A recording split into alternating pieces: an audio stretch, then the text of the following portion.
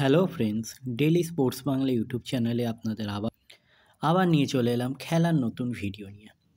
বছর শেষের আগেই আনন্দে আত্মহারা মোহামেডান সমর্থকরা আসছেন এই ফুটবলার।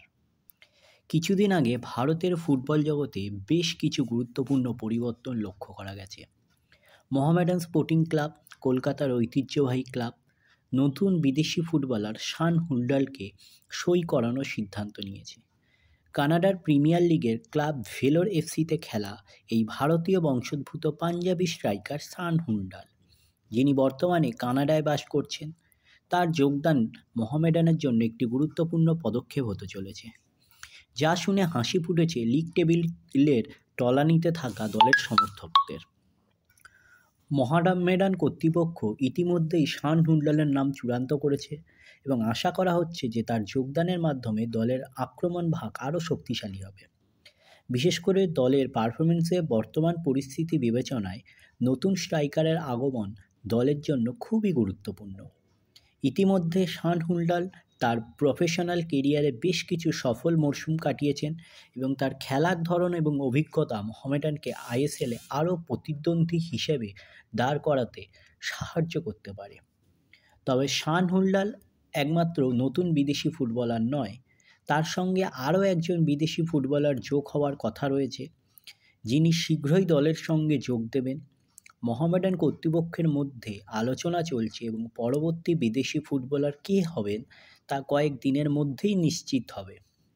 এই দুই বিদেশি ফুটবলারের পাশাপাশি দলের কয়েকজন ভারতীয় ফুটবলারকেও সই করানোর কথা রয়েছে। তাদের মধ্যে অন্যতম একজন হলেন রাজস্থান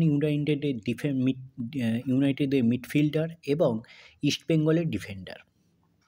এছাড়া বাংলার আক্রমণ ভাগের ফুটবলার ইসরাফিল দেওয়ান, যিনি বর্তমানে সন্তোষ ট্রফিতে ব্যস্ত, তাকে আইএসএলে রেজিস্ট্রেশন করানোর পরিকল্পনাও রয়েছে। গত কলকাতা লিগে মোহামেডানের হয়ে গোল করা ইসরাফিল সন্তোষ ট্রফিতে তার দক্ষতা দেখানোর পর সাদা কালো কর্তারা সিদ্ধান্ত নিয়েছেন তাকে দলে নেওয়ার। একই সঙ্গে ইস্টবেঙ্গলের আরও কয়েকজন ফুটবলারের সঙ্গে কথাবার্তা চলছে বলে জানা গিয়েছে। তবে মোহামেডান কর্তৃপক্ষের জন্য সবচেয়ে বড় চ্যালেঞ্জ ছিল ভারতীয় ফুটবলারদের সই করানো। বর্তমানে অনেক ভালো মানের ভারতীয় ফুটবলারই ফ্রি নেই। তবে মোহামেডান কর্তৃপক্ষের লক্ষ্য যতটা সম্ভব ভালো ফুটবলার সংগ্রহ করা, দলের শক্তি বৃদ্ধি করা।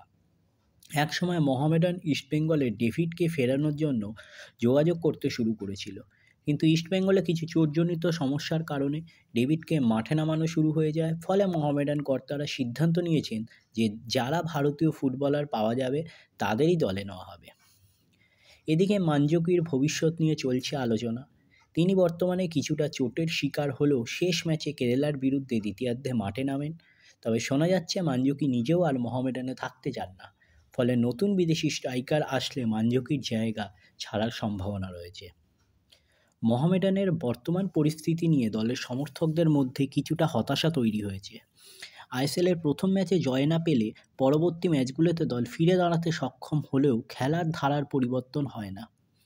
দল বর্তমানে পয়েন্ট টেবিলের তলানিতে অবস্থান করছে এবং সমর্থকরা কোচ পরিবর্তনের দাবি তুলছেন। তবে মোহামেডান কর্তৃপক্ষ এখনই কোচ বদলের বিষয়ে কোনো সিদ্ধান্ত নিতে চাননি। তাদের পরিকল্পনা হলো আসন্ন ট্রান্সফার উইন্ডোতে আরও কিছু বিদেশি ফুটবলার দলে নেওয়া। এই পরিবর্তন এবং নতুন ফুটবলারদের যোগদানের মাধ্যমে মোহামেডান তাদের দলের শক্তিশালী সংস্করণ আনতে চায় এবং আইএসএলে নিজেদের অবস্থান আরও শক্তিশালী করতে চায়। আশা করা যাচ্ছে যে উইন্টার ট্রান্সফার উইন্ডোতে শান হুল্ডাল এবং অন্যান্য ফুটবলারদের যোগদানে সাদা কালো ব্রিগেড আরও প্রতিদ্বন্দ্বী হয়ে উঠবে। সব কিছু ঠিক থাকলে এই পরিবর্তনগুলি মোহামেডান স্পোর্টিং ক্লাবের জন্য একটি নতুন যুগের সূচনা করবে, যেখানে তারা আইএসএলে আরও প্রতিযোগিতামূলক হয়ে উঠবে এবং তাদের সমর্থকদের জন্য আরও বড় সাফল্য এনে দেবে। তাহলে এই হলো আজকে আমার ভিডিও। আবার বলছি, আমার চ্যানেল যদি আপনাদের ভালো লেগে থাকে অবশ্যই আমার চ্যানেলটিকে আপনারা সাবস্ক্রাইব করে নিন, পাশে রাখা বেল আইকনটিকে ক্লিক করে দিন, যাতে সবার প্রথমে আপনারা আমার ভিডিও দেখতে পান। ধন্যবাদ।